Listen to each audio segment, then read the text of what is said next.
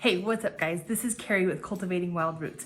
We're gonna do a quick video today showing you how to up pot your tomatoes. When you plant tomatoes in these little bitty trays, they don't last very long in here because they don't have enough food and they don't have enough room to kind of spread out. So we're gonna take and up pot them and give them a little bit more room to stretch their legs. So as with all plants, the most important thing is drainage. So I'm gonna plant them in these Dixie cups, or like red solo cups. And for drainage, you're gonna wanna just cut the bottom. Basically, we're just cutting these little drainage holes. Anywhere between 4 and 5 is just perfect. So let's see, we have 1, 2, 3, 4, 5, 6 tomatoes here. So we'll do 6 cups.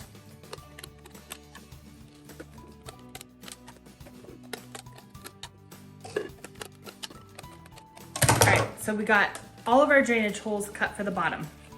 Next, what you're gonna do is you're gonna fill it up with soil. So if you have a tomato plant, on the side of it, sometimes you'll notice little bitty little nodules that will kind of form around the bottom. What that is roots that are trying to form. So when they get kind of wet, you'll be able to see that on there. You can kind of see down here at the bottom, there's little nodules forming, and that's trying to grow roots. So the cool thing about a tomato plant is you can plant it deeper and it will make roots all the way up the stem of the plant. So don't forget to write your variety either on your cup or on a plant tag or a popsicle stick. This variety that we are up potting is the Amish paste tomato. These are one of my favorite tomatoes because I love to make sauces for our family. And so I take that sauce and then we can it and preserve it for a later time. All right, so what's really cool about these modern grower pots is that they have holes in the bottom. And so this allows you to push and pop that plant right on out of there. See how easy that was? And so you can notice that there's a lot of roots growing in here. And so this is getting pretty overgrown and kind of unhappy to be in this little pot. So since I planted 2 tomatoes in that one section, you're gonna notice that we have to kind of tease these roots apart. So tomatoes can handle a little bit of jostling around and teasing, and they don't mind it too much. So you'll just gently kind of break away some of the soil and try to kind of break them apart from each other. Here's one tomato plant, and here's what we're gonna do. We're gonna plant it up higher on the stem. So these 2 leaves here, these are the cotyledon leaves, and these can actually just be taken right off so that we can plant this a little bit deeper in the cup. So I put soil in the cup, and then I've made kind of an indentation in the bottom so that I can pack soil around the stem of this plant. So I'm gonna pack it down in there really good, and then I'm gonna leave space here. I'm not gonna fill the soil all the way to the top, because what I'll do is as the plant grows taller, I'll actually add more soil up and top it off a little bit more. And there you have it. There's a tomato plant up potted and ready for some bigger space to grow.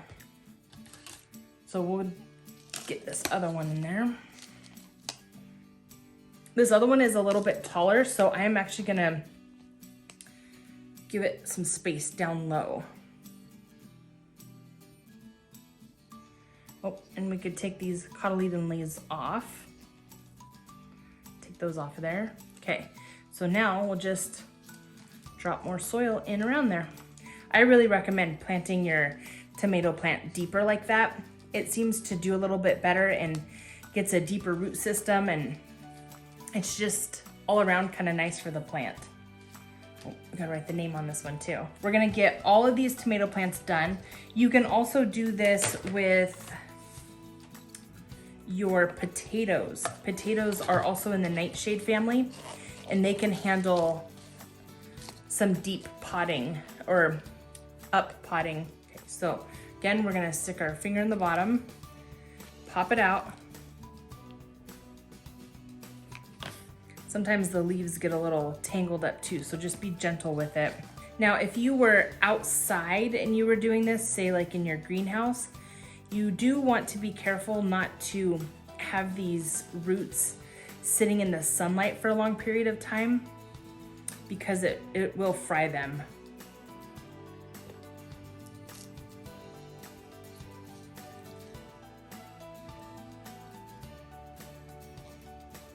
This one, I'm not gonna rip the cotyledon leaves off. It's still pretty tiny, so I'm gonna just let it kind of get a little bigger and stronger before I take those bottom ones off.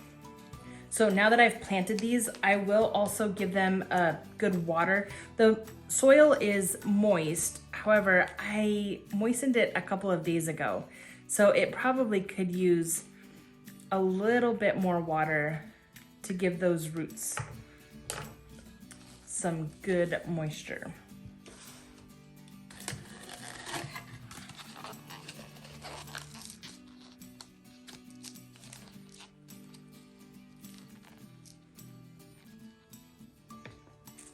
This is a bigger one. It has quite a few mature leaves on it, so I will take the cotyledon leaves off of this one.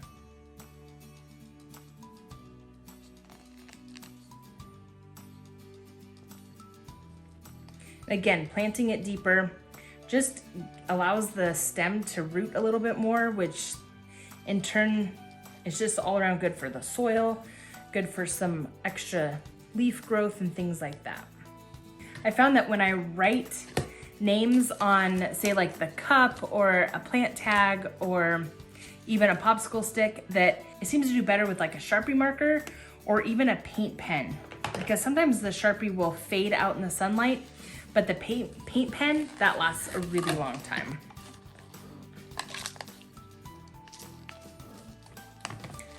All right, so we're gonna pop this last one out here.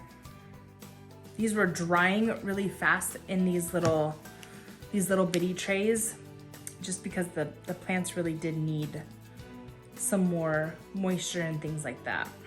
So they were ready for a new home. So we got 6 Amish paste tomatoes potted up so that they have a lot more room to stretch out.